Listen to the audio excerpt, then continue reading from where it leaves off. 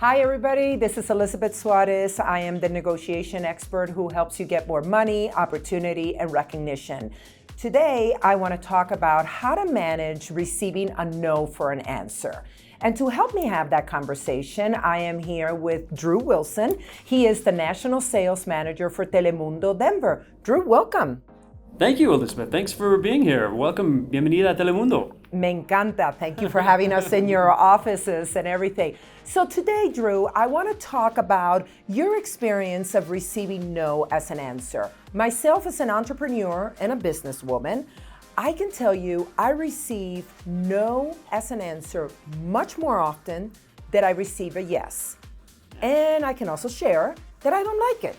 I mean, let's be honest, I really don't like it. I mean, who does?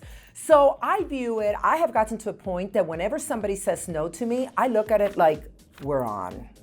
Bring it. So in order to start this conversation, let me ask you, Drew, can you share what exactly is your role as a national sales manager for Sure. Telemundo Denver? Yeah, thanks for asking. So I'm the national sales manager here at Telemundo Denver. That means that I represent the station with national clients. So they may be from New York, they may be from Dallas or from Los Angeles, but outside of the state. And I represent the station and the market with them. So mostly my task is to develop business for the Denver Hispanic market. Okay, so with that, I am assuming you have received a lot of no's, not only personally, but also via phone, via email. You've seen that word no in front of you. It doesn't sell itself. Okay, so can you share with us an example of how you have managed receiving a no for an answer? Well, first of all, Elizabeth, I'd tell you that no is the reason that we're here. Okay. This is why we have jobs. This is why we have strategies put in place. It's because we find ways to get through these. You know, I like to think of myself as a bridge.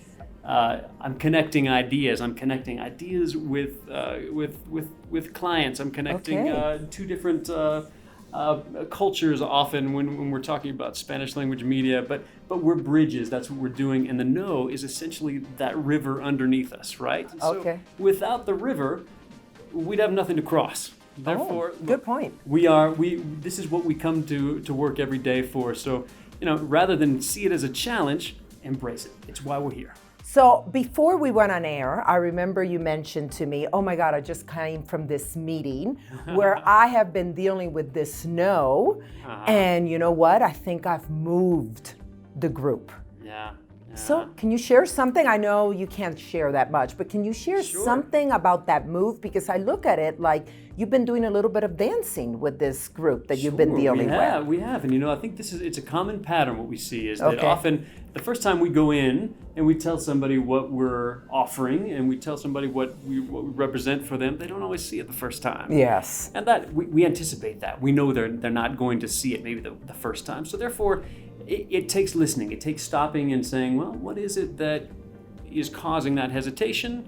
And then we start to learn from them. We have to think about what is it that keeps them from doing this? What is their definition of success?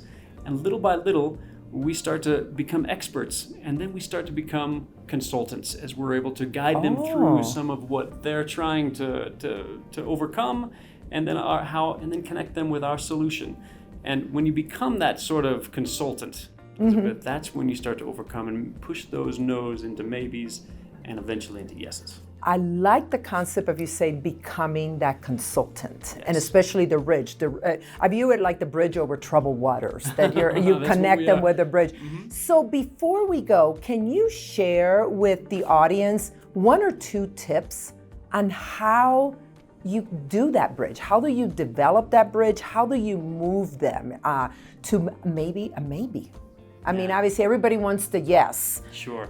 But many times it takes a while. It's like a touchdown. You know, there's a lot of yards to get there for that touchdown. So can we stay still inbound? Can we stay that we're on the field? One or two tips that you could share. First of all, I would say let's cast a wide net. Okay. Always maintain a large list because the longer that list is, the wider that is, the more you have to choose from. And the less you get bogged down with clients that maybe aren't converting. Okay. So we start with that large list, and then you ask yourself, you dwindle down and you start to question, well, who is the one that is most likely to have a problem that my offer is going to solve? Oh, great idea. And then as you go through there, then the second tier might be who can afford this? And never sell yourself short, Elizabeth. Sometimes you'd be surprised at what a good solution is worth and how valuable it could be to that prospect. And then lastly, I'd say inside that list, start looking at who you can get in front of. Who is a decision maker that can literally make action happen, and I'm not spending my time with the wrong people. So those three to start, and then I guess tip number 2 that I'd give you is learn to be patient. And also learn to be persistent. Sometimes it's not the right timing. Oh, yeah. And I have an example of a friend who, a great professional in this business, who would every Friday would be out in the field paying visits to people, and he knew that they probably wouldn't say yes every time. Yeah. But he would go back and they'd say no, I don't like the offer this time. It's okay. And then he'd go back maybe the next week or the next month. Oh, wow. And then that next time they'd probably say no, and actually it's because your media is something that I don't like, something about your media. And he'd answer, well, maybe you're misunderstanding this about my media, but that's okay. Next time I'll come back. Okay. And it maybe took 2 or 3 times, but more often than not, I'd be sitting in his office with him, and we'd get a phone call out of nowhere. Not him going to the client calling us. Exactly. Little by little, that starts to happen. And that's the key thing that people have to realize, why negotiation plays such a key role, because the tips that you just shared is basically the tips that I talk about in negotiation. You have to do your research. You did your research. You get that list. You figure out who's on the list. You also have to figure out what is the problem that they have. What is the problem you can solve for them? And the third but not least, the last but not least, which is very important, being patient. I can tell you, ay Dios mío, like Dios mío, dame paciencia, which is, God, give me patience. Because it is hard. Thank you, Drew, for being here to discuss and help us figure out how to better manage no for an answer. Thank you, Elizabeth. Fue un placer. Oh, gracias. This is Elizabeth Suarez.